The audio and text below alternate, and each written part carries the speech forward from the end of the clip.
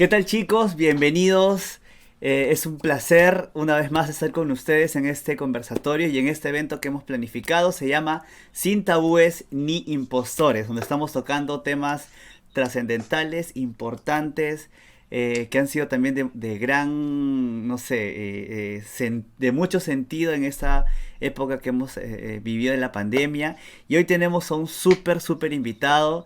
Recién tengo el placer de conocerlo y desde ya le agradecemos el tiempo que se está dando con nosotros. Él es Daniel Retana, es psicoterapeuta, especialista en el tema de emociones, que es el tema del que vamos a hablar ahora. Es autor también de un libro que se llama ¿Qué tiene que ver Dios con mis emociones? Y aparte tiene un programa que se llama Fe y Psicología. Daniel, bienvenido, muchas gracias por estar con nosotros. No, no, gracias a vos y un saludo a todas las personas. Muchas gracias de verdad por la invitación. Es para mí un honor y ojalá que podamos aprovechar muchísimo el espacio, el tiempo y desde ya enviarles un abrazo a la distancia desde mi país, Costa Rica, hasta allá. Así que de verdad que es un honor poderlos conocer y poder atender a esta invitación. Gracias Daniel. Y bueno, empezando, queremos aprovechar el tiempo, chicos, porque a veces es corto y vuela. Queremos empezar con la pregunta con la que damos base a este tema de las emociones. Entonces ¿qué son las emociones y qué tiene que ver Dios en ellas? ¿A Dios le importa, las toma en cuenta o le es simplemente indiferente? Bueno, Daniel, es una pregunta buenísima porque yo creo que muchos no la hemos hecho en algún momento de nuestra vida cristiana o independientemente de la etapa en la que nos encontremos ahorita en nuestra vida. Es una pregunta que normalmente nos hacemos. ¿Será que nuestras emociones importan realmente en nuestra experiencia con Dios? ¿Tienen un sentido dentro de nuestra espiritualidad? Lo cierto es que sí. Nuestras emociones, así como nuestra vida espiritual, también es sumamente importante, tanto así que la forma en la que Dios nos diseñó fue con emociones. Las emociones son como ese abanico de colores que nos permite vivir la vida en un tono distinto, sentimos las cosas. Yo siempre pongo este ejemplo. No, ¿cómo sería una conversión o conocer la salvación sin alegría? ¿O cómo sería, por ejemplo, despedir a un ser querido sin tristeza? O cómo sería, por ejemplo, sentarnos a comer una comida que no nos guste sin desagrado. Claro. Las emociones son parte de nuestro diario vivir. Lo cierto es que hemos confundido sentir emociones con dejarnos gobernar por nuestras emociones. Así que desde pequeños escuchábamos una frase que decía que irnos a los extremos es bastante negativo y no podemos irnos al extremo de minimizar o reprimir las emociones, ni tampoco al otro extremo de usarlas o ponerlas digamos, en la punta de la pirámide como si fueran lo más importante o dejarnos gobernar por ellas. Claro.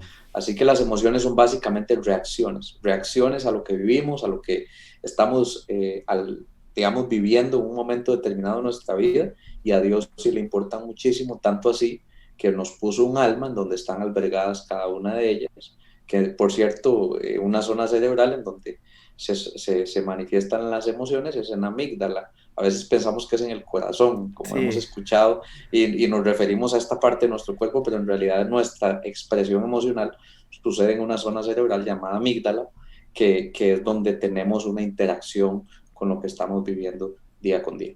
Ah, genial, qué importante. Y creo que aparte, algo que ha apoyado mucho el desconectarnos de nuestras emociones también son algunos tabúes, no sé si llamarlo así, o presión social, comentarios sociales en los que dicen algunas veces también que el hombre no debe sentir, que el hombre no debe sentir o no debe dejarse dominar por sus emociones, o el cristiano en general, ¿no? Y cosas así. Sin duda, y es algo que debemos corregir, no solamente en las iglesias, en las casas, en los hogares. Cuando tenemos a un niño que está creciendo y de repente le damos ese mandato tan fuerte de no puede sentir, y queda marcado un niño de por vida. Así que cuando empieza a sentir sus emociones de niño, de adolescente, lo que tiende es a callarlas, a silenciarse y eso termina convirtiéndose después en un hábito adictivo porque la persona no sabe cómo manejar la frustración. Todo está íntimamente ligado con la formación y la educación emocional que una persona reciba en su casa, en su iglesia, en la educación pública, privada o no sé cómo funciona en cada país, pero Ujú. básicamente todo eso nos aporta un acceso a conocer nuestras emociones de una manera más integral y no dejarlas a un lado. Dios está súper interesado en que nosotros seamos buenos administradores de nuestras emociones. La Biblia dice, Proverbios 16:32, que mejor que un hombre poderoso es ser paciente o aquel que conquista ciudades, aquel que se domina a sí mismo. O sea que tiene mucho sentido cómo una persona maneje su vida emocional. Excelente, excelente aporte. Entonces, digamos, una segunda pregunta sería, y lo hemos escuchado mucho también, ¿qué es entonces la inteligencia emocional y cómo tal vez desde un contexto psicológico y también cristiano nosotros podemos desarrollarla? Sí, bueno, es un término que está de moda. De hecho, ya ahorita también se está hablando de agilidad emocional Ajá. en otros foros, sobre todo en Estados Unidos. Pero bueno, la inteligencia emocional básicamente, en palabras muy sencillas, es cómo yo puedo utilizar mis emociones como aliadas, no como enemigas, y cómo se pueden convertir en herramientas en mi Ujú. vida para darme cuenta de qué me está pasando. Hay personas que están en lugares donde no quieren estar y no se atreven a verbalizarlo, a decirlo. O hay personas que no saben cómo decir que no, hay personas que de repente no saben cómo ponerle fin a algún tema en su vida y sus emociones le están indicando, las emociones son informativas, ellas nos dicen qué está pasando, son reacciones, son alertas. Así que la inteligencia emocional es la capacidad de desarrollarnos en nuestra parte emocional para que nuestras emociones no sean gobernadas o más bien nos gobiernen nuestras decisiones. Yo lo definí en mi libro como el arte de vivir y sentir mis emociones sin ser gobernado o gobernados por ellas. Genial. Podría ser visto desde un punto bíblico como aquel dominio propio que tanto menciona la Biblia o del que tanto muchas veces como cristianos y en los círculos cristianos, de repente es hasta una de las cosas que más se repite, ¿no? Hay que tener dominio propio y aunque muchas veces le inclinamos hacia la ira, porque es de repente una de las emociones más fuertes que tenemos como seres humanos, creo que hay que aplicarle en todos los aspectos de nosotros, pero la inteligencia Sí. emocional podríamos relacionarlo directamente con ese dominio propio del que hablamos en la Biblia. Diría yo que la inteligencia emocional es como una sombrilla, ¿verdad? Ujú. Eh, y debajo de esa sombrilla hay pilares. Y uno de los pilares de la inteligencia emocional es el autocontrol. El autocontrol es sinónimo de dominio propio, porque la inteligencia emocional va más allá. La inteligencia emocional incluye, por ejemplo, también conocer qué estoy sintiendo, saber qué estoy sintiendo, reconocer mis propios estados emocionales. Significa también saber qué estoy pensando, significa también controlar mis impulsos, significa también, por ejemplo, ponerme en la posición de otra persona, como lo es la empatía. La inteligencia emocional tiene que ver con gestionar mis propios temores, exponerme como una persona que está en una formación constante, o sea, tiene que ver mucho, es más amplio, y dentro de la inteligencia emocional está el dominio propio, conocido en la Biblia, espíritu de poder, amor y dominio propio, eh, pero hablaría yo más de autorregulación o autocontrol, que es lo mismo, como dominio propio. La inteligencia emocional es como decirlo, hace una gran sombrilla que Ujú. nos hace emocionalmente ágiles, resolvemos las cosas de una mejor manera. La gente con inteligencia emocional siempre se distingue. Lo vemos y sabemos que esa persona tiene algo diferente, porque no se toma las cosas a personal, puede ver oportunidades cuando otros ven crisis. O sea, tiene características específicas porque se ha trabajado en la parte emocional y es un proceso que cada uno de nosotros pues decide vivir o no. Qué interesante. Acá has dicho algo que me parece muy importante, que es la decisión. Es decir, creo que ninguna persona podría entonces justificarse de yo soy así, nadie me va a cambiar y cosas así, porque de alguna manera, si digamos, se trata de decisiones, no importa cuán fuerte o débil, entre comillas, sea tu carácter o tu forma de ser, tú puedes decidir actuar correctamente, ¿cierto? Sí, sí, sí, totalmente de acuerdo. De hecho, hay una frase de un especialista, es psicólogo, que dice, y a mí me gusta muchísimo porque utiliza una frase, una palabra bíblica, y es decir, una persona no cristiana utiliza una frase bíblica, a mí eso siempre me ha llamado la atención, como cuando Dios usa a la gente no cristiana para decir lo que muchas veces los Para cristianos no hablar. nos atrevemos a decir. Exacto. Y Daniel Goleman dice que aún los hábitos más profundos del corazón, utiliza esa palabra, pueden modificarse. El aprendizaje emocional dura para toda la vida. Quiere decir que si alguno, no sé si alguno vio la serie de Betty la Fea en algún momento y se acordarán de Acá la fue frase que bastante decía conocida.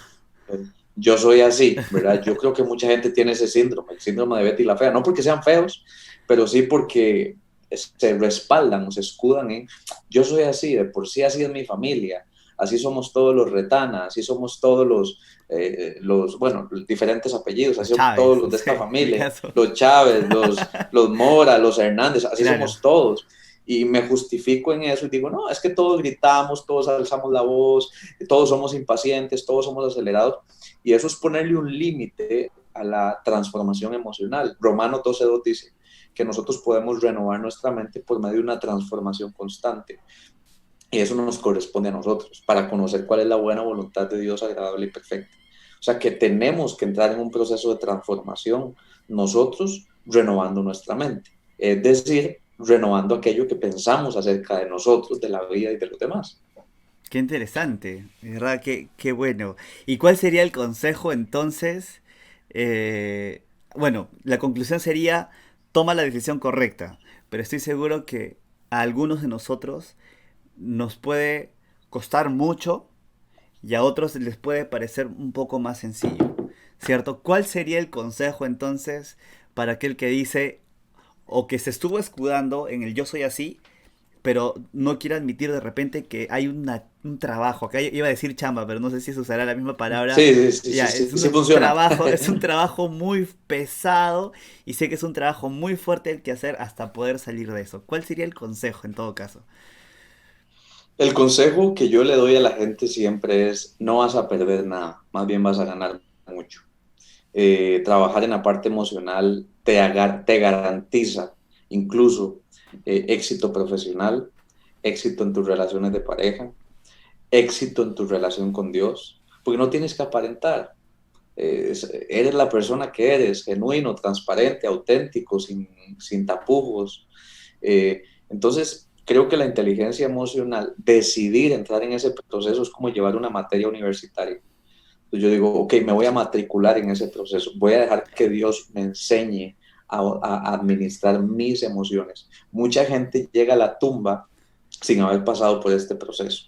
Y se recuerdan de fulanito de tal como aquella persona gruñona, iracunda, depresiva, ansiosa, una persona que no resolvió su vida emocional. Y bueno, entonces aquí la pregunta es, ¿podemos los cristianos también vivir un cristianismo en donde no gobernemos bien o manejemos bien nuestras emociones? Efectivamente, sí. Yo conozco muchos cristianos que no estoy dudando de temas teológicos, de la salvación ni nada, Claro. pero sí lo que quiero decir es que llevan un estilo de vida muy ansioso, un estilo de vida muy preocupado, un estilo de vida que no es digno de imitar. Y no lo digo con base en mi percepción subjetiva, lo digo porque hice una investigación en mi país y me fui a todas las iglesias evangélicas a analizar la calidad de vida que tenían los evangélicos que asistían a congregaciones Ujú. de diferente número de personas, y lo que me di cuenta al final es que muchos de esos cristianos tenían malos hábitos de vida, tenían malas horas de sueño, malos hábitos alimenticios. Entonces la pregunta era,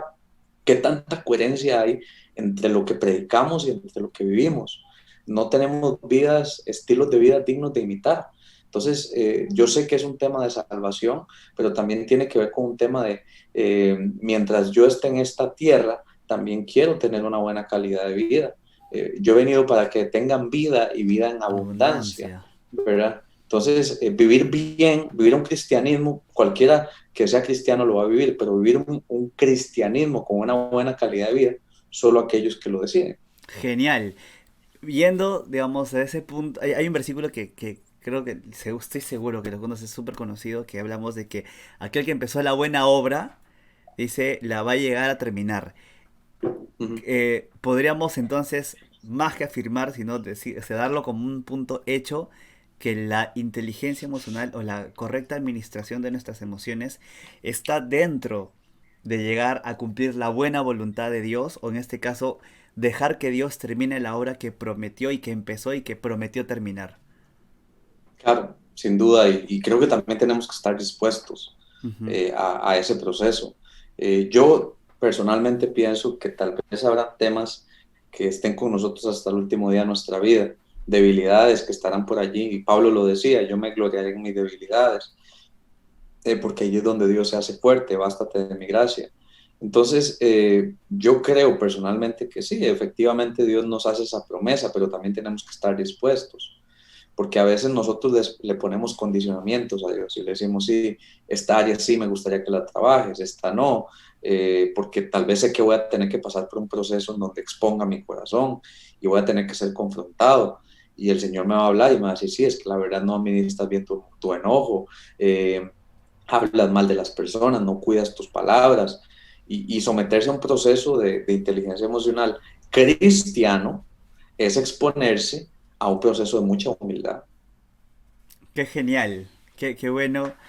Me quedo con esa frase final, es un proceso de humildad. Este mundo está caracterizado mucho por ser egoísta, donde somos primero nosotros, segundo yo y tercero yo. Sin embargo, creo que la inteligencia emocional también rompe ese egoísmo, ¿cierto? Saber administrar las emociones, como bien dijiste, expone el corazón de uno, expone la realidad de uno, para bien. También dijiste algo muy importante que era como no pierdes nada, sino que ganas mucho. Entonces, digamos, es súper dañino el egoísmo y no ayuda en nada al crecimiento o al desarrollo de la inteligencia emocional. Sí, eso que dices es muy cierto y yo creo que hay un equilibrio o un punto intermedio entre el amor propio y el egoísmo.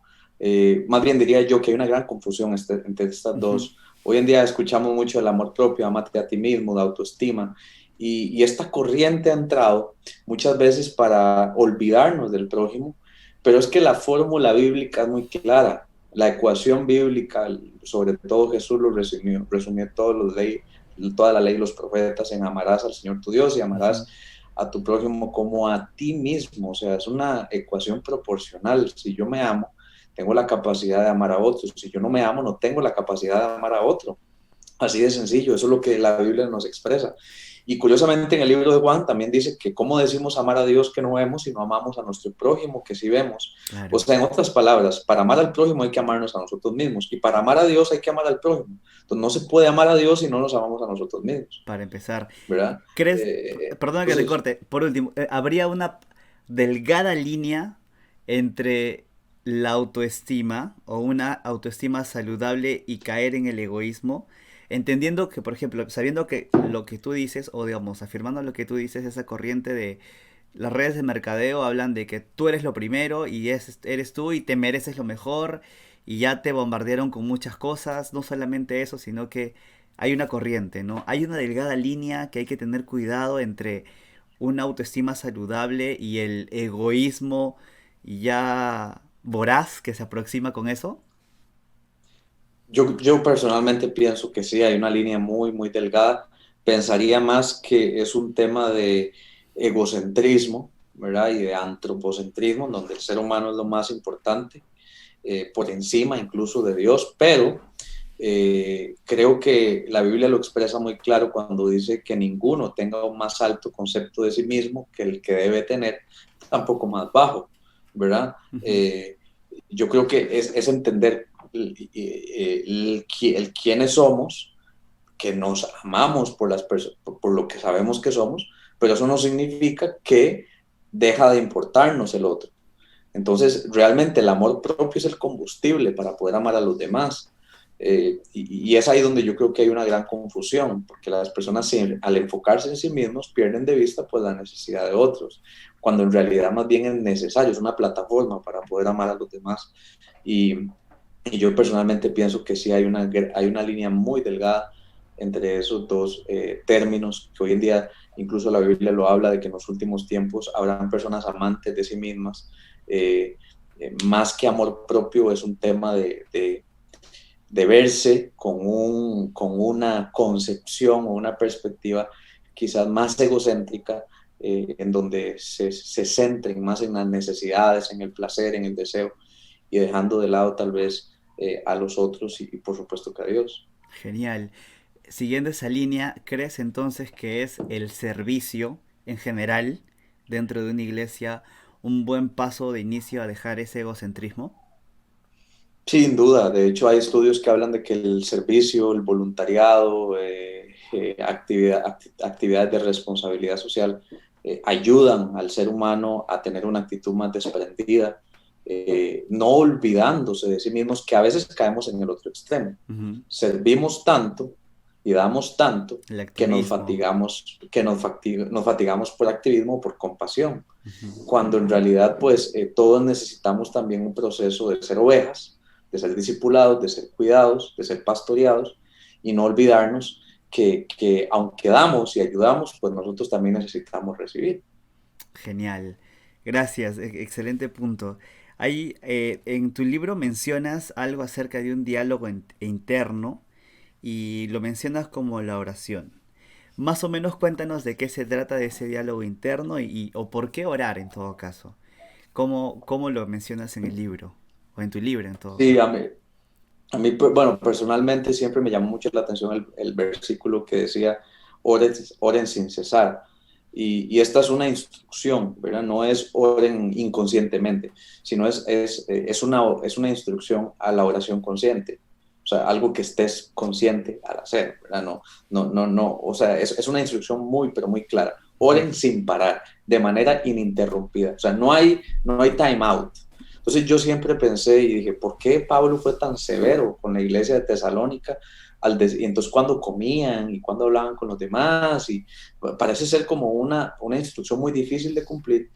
Cuando leo el Salmo 103, el rey David inicia su cántico Ujú. o su salmo no hablando con Dios, sino hablando consigo mismo. Empieza diciendo, bendice alma mía Jehová, no se olvide de ninguno de sus beneficios, Él es el que perdona, bueno, y empieza a decir una serie de beneficios, el que rescata tu vida del hoyo, sana todas tus enfermedades, etcétera. Y entonces me doy cuenta de que incluso el rey David tenía un diálogo consigo mismo, se recordaba a sí mismo, recuerde quién es Dios en su vida, David.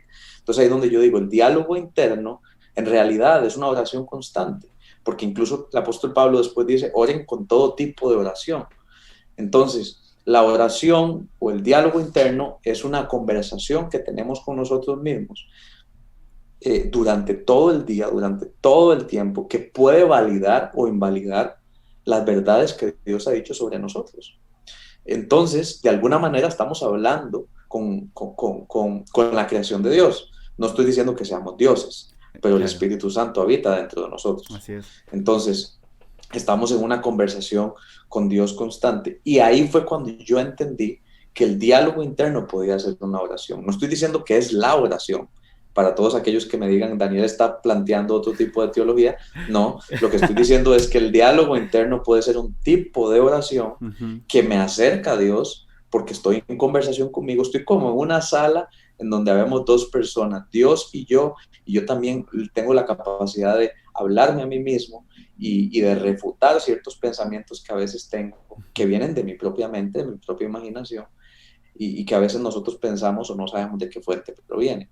Entonces, pues todo esto a mí me ha ayudado a tener una mente más tranquila, por lo menos el diálogo interno, y hablar conmigo mismo, ser mi aliado, amarme, saber que en algunos momentos me tengo que poner límites, me tengo que hablar fuerte, en algunos momentos me tengo que hablar con más paciencia.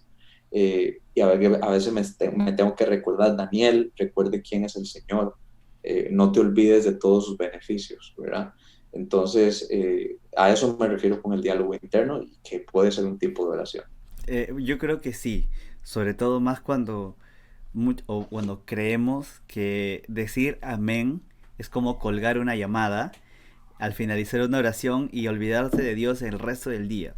A veces se nos enseñan disciplinas espirituales, como la oración, que es sumamente importante, Mm. pero como algo que o lo haces en un momento específico, y si no cumple esos parámetros de estar a solas, y no digo que esté mal, no orar a solas, que yo creo que es algo muy chévere, ¿no? Pero si no estoy a solas, en la intimidad, cerrado, sin ruido y aún callando hasta los pajaritos porque me interrumpen, no Ujú. puedo orar. Sin embargo, creo que esa conversación interna es una gran ayuda en la batalla diaria, porque los ataques y sobre todo de las emociones no avisan, vienen Ujú. y ya. Leí en tu libro que primero son las emociones y luego todo lo demás. Es como el cuerpo o como la mente reacciona. Claro. Entonces creo que ese diálogo interno es sumamente importante, ¿no? Y nos ayudaría muchísimo a aplicarlo para conectarnos más con Dios. Claro, perdón que te interrumpa, y eso que decís me parece muy importante, cosa que no menciono en mi libro, pero siempre he pensado, es que estar en silencio también es aprender a orar, ¿verdad? Aprender a callar también es orar. Lo que pasa Ujú. es que nosotros entendemos orar como un monólogo, como hablar, como palabrería muchas veces, y de repente a veces la contemplación, por ejemplo, contemplar los atributos de Dios. Ageo 1.7 dice, meditad en vuestros caminos. O sea, a veces meditar en cómo está nuestra vida también es tener una conversación con Dios. Es centrarnos en cómo está nuestra vida espiritual, cómo está nuestra vida laboral, cómo está nuestra vida familiar, en meditar cómo estamos llevando nuestra vida con Dios en el estrado, ¿verdad? O sea, a veces yo creo que la religiosidad nos lleva a ritualizar la oración y realmente la oración puede ser hasta el hábito de salir a caminar por las mañanas y tener una conversación con Dios que no necesariamente esté reducida a un espacio físico. Por eso Pablo decía, oren sin cesar, porque la oración es como el hábito de respirar. Qué genial. Sí, completamente de acuerdo contigo. Y tampoco puede haber un diálogo en un monólogo, ¿no? El mismo término lo dice. No pueden ser dos si hay una persona que te hable y no le das un tiempo a Dios de responder. Alguna vez escuché un pastor que decía lo mismo, ¿no? Dios esperando, cruzado de brazos, ¿en qué momento te callas para que yo te pueda decir algo? Porque tanto hablas y hablas que no me dejas decir nada. Qué genial. Volviendo al tema de las emociones, también había un apartado dentro de tu libro, dice que dice así, ¿no? Lo cito, dice, el que reacciona pierde con respecto al actuar de las emociones. Ujú. Eh, ¿A qué te refieres básicamente con eso? Bueno, es que hay dos tipos de manera de afrontar, o dos tipos de maneras, sí, de afrontar una situación. Ujú. Desde la reacción, es decir, desde la reactividad, o desde la respuesta, o sea, desde la responsabilidad. Entonces, hay dos tipos de formas, la reactividad y la responsabilidad. Porque la responsabilidad significa la habilidad para responder, por eso response, Qué habilidad, chévere. ¿verdad? Entonces, yo puedo de alguna manera responder ante, por ejemplo, me di cuenta que fulanito de tal habló a mis espaldas. Yo puedo decidir actuar desde cualquiera de las dos dimensiones, desde la reactividad, posiblemente voy, dicen los teóricos, a reaccionar desde mi cerebro animal, o sea, puede ser muy impulsivo. Puede Ujú. ser que yo llegue donde esa persona, lo enfrente, lo avergüence, lo humille o incluso no tenga una conversación que lleve a nada.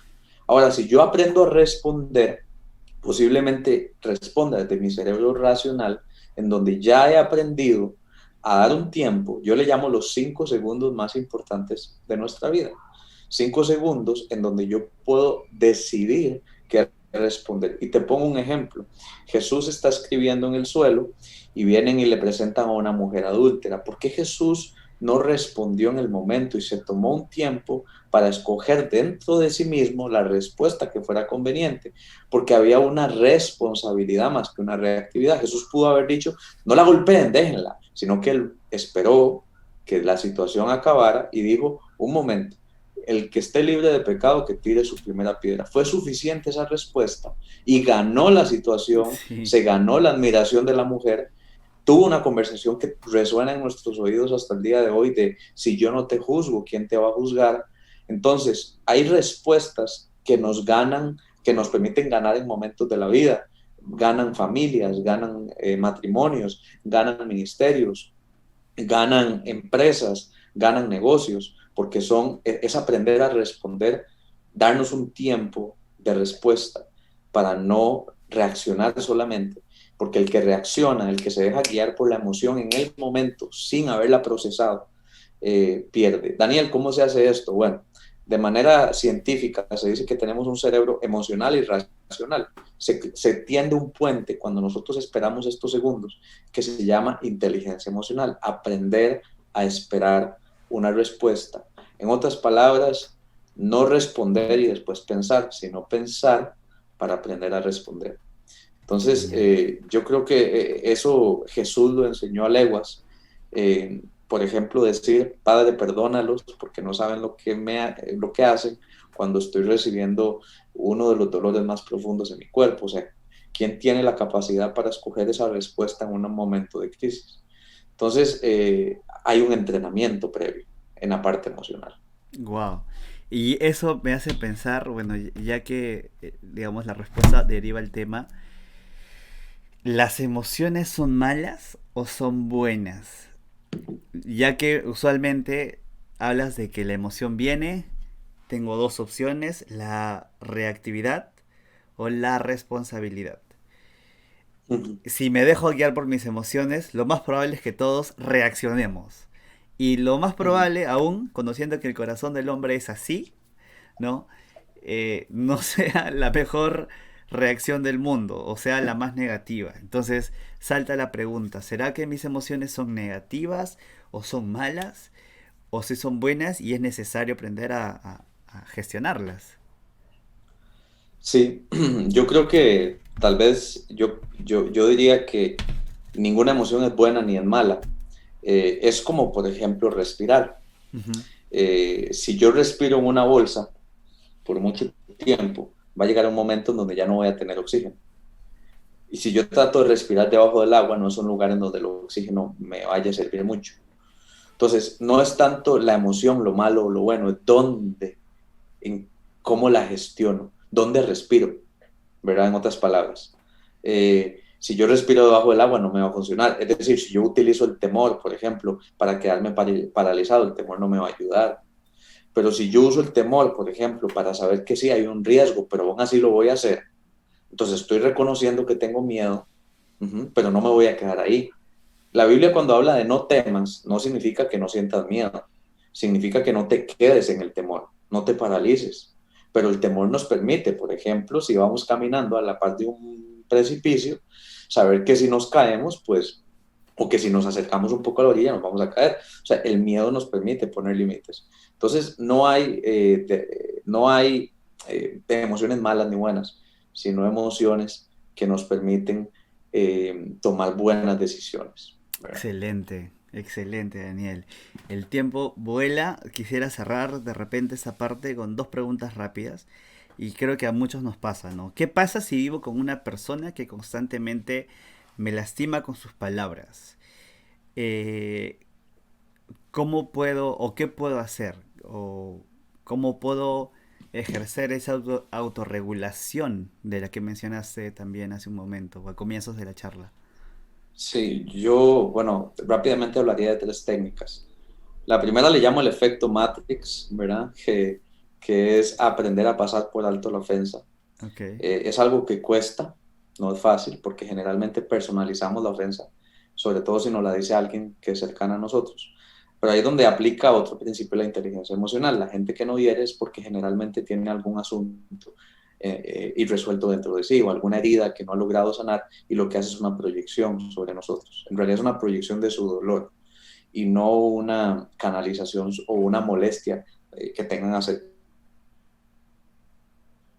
diálogo interno. Las personas no hieren porque están heridas, nos rechazan porque fueron rechazados. Es casi que una ley de la inteligencia emocional la proyección.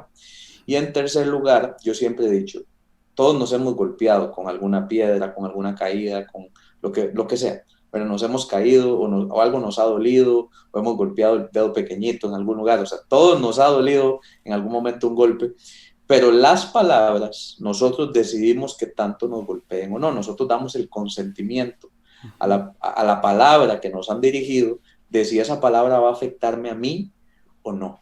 Yo soy el que tengo el derecho de establecer el límite hasta donde la palabra que esa persona me está... Y si viene de mi mamá o de mi papá, igualmente, ¿verdad?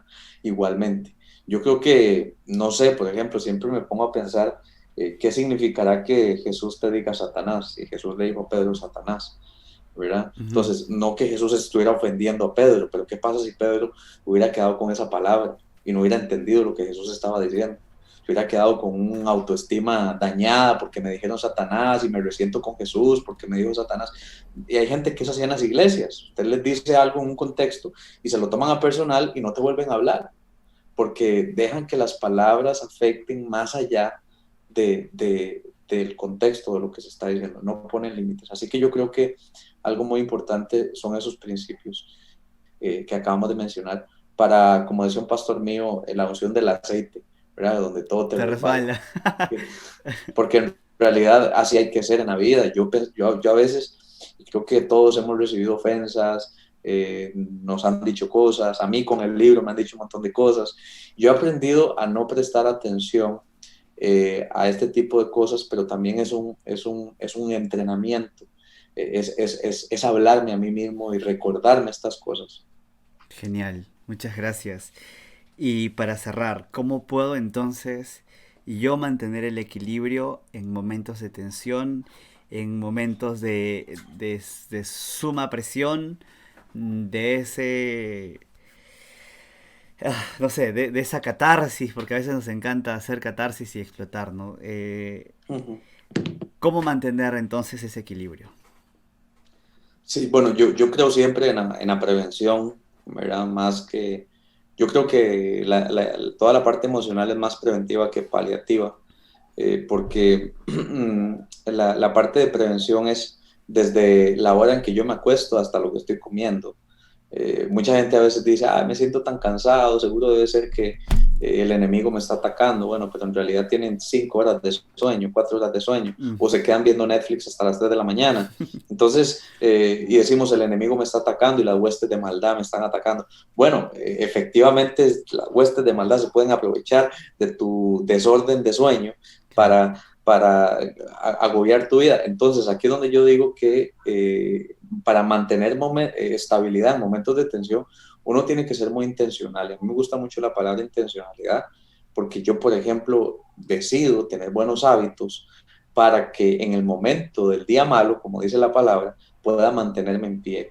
O sea, me pongo la armadura espiritual, pero también mis hábitos, los hábitos de tener una buena alimentación, de tener un buen sueño, de moverme físicamente, de no ser una persona sedentaria, aprender a reírme. Eso es muy importante. Hay gente que no se ríe desde hace 10 años, 5 años. Aprender a reírme, aprender a estar en contacto con la naturaleza. Romanos 1:20 dice, porque las cosas invisibles de Dios, su eterno poder y deidad, se hacen claramente visibles por medio de la creación. Y no hay excusa de decir que no hay un Dios. Entonces, a veces tenemos más contacto con Dios a través de la naturaleza que encerrados en nuestro cuarto esperando que Dios nos hable con toda la bulla y el escándalo que hay. Entonces, yo creo que hay que ser más preventivos y saber que así como cualquiera se prepara para una competencia, Ujú. nosotros también debemos prepararnos para los momentos difíciles y cómo poder solventarlos. Genial, como usando el tiempo de paz, la tranquilidad para prepararme, ejercitarme, desarrollar ese control y esa inteligencia emocional para que cuando llegue el momento de usarlo yo esté listo. Pero cuando llegue la carrera y la competencia, entre comillas, yo esté preparado para ella. Exacto, por ejemplo, si yo sé que me enojo muy fácilmente, que a mí me pasaba, yo me enojaba muy fácilmente, sobre todo cuando conducía, me enojaba mucho, mucho, mucho, y Ujú. yo dije, ok, ¿qué estrategia voy a usar para que esto no me afecte una hora laboral, una reunión o mi estado anímico? Y me pasó una vez que me topé a una persona de la iglesia y fue una vergüenza total porque yo me salí de mis casillas y qué vergüenza. Y ahí fue cuando yo tomé conciencia y dije, A veces uno vive un cristianismo muy light y no lo lleva realmente a los momentos específicos A la de su vida. práctica. Y entonces yo dije, pues tengo que establecer algún tipo de táctica, de estrategia. Y me di cuenta que lo que me salvó o lo que me ayudó fue andar siempre una botella de agua. Y cualquiera diría, no, usted tiene que orar. Bueno, a mí me sirvió la botella de agua. Y cada vez que yo siento que me voy a enojar, yo identifico las alertas en mi cuerpo. Yo sé cómo cuando ya yo me voy a enojar. Y lo que hago es una técnica que se llama grounding, que es buscar algo sólido, lo toco, Ujú. ¿verdad? Y tomo un sorbo de agua y distraigo mi atención de lo que está pasando afuera y simplemente oxigeno mi cuerpo. Entonces, puede no sonar muy espiritual, pero estoy dominándome a mí mismo, así que hasta cierto punto sí tiene mucho de bíblico, según Ujú. Proverbios 16:32, aunque pueda ser muy pequeño, estoy aprendiendo a dominar mis reacciones, estoy respondiendo, no solamente reaccionando.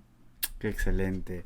Daniel, te agradezco mucho tu tiempo, te agradezco eh, lo que nos has podido compartir hoy. Ha sido personalmente para mí ha sido muy importante, de mucha bendición, de mucho conocimiento. eh, y creo que para todo aquel que se ha tomado este tiempo, estos 40 minutos, también será así. Te agradezco de antemano. Lo pueden seguir, chicos, también pueden seguir a Daniel. Tiene un Instagram donde constantemente sube contenido. Lo encuentran como Daniel Retana. Y gracias, Daniel. Gracias por tu tiempo, gracias por regalarnos de tu conocimiento y sobre todo de ese trabajo que Dios ha puesto en ti. Y que ha sido para mí increíble esta pequeña entrevista. Gracias, gracias, Bueno, Daniel. no, gracias a vos, un saludo a todos y como decimos en mi país, pura vida. Gracias a vos por la invitación y un abrazo a todos los chicos que van a ver este video, que ya lo están viendo. Ujú. Y bueno, muchas gracias a vos y estamos en contacto para lo que necesiten. Gracias, Daniel. Chicos, no rompan el contacto. Seguimos aún. Tenemos dos temas más adelante, así que mantente conectado, mantente en línea. Así como con Daniel tenemos dos charlas más muy, muy, muy, muy, muy geniales. Gracias y mantente en línea. Nos vemos.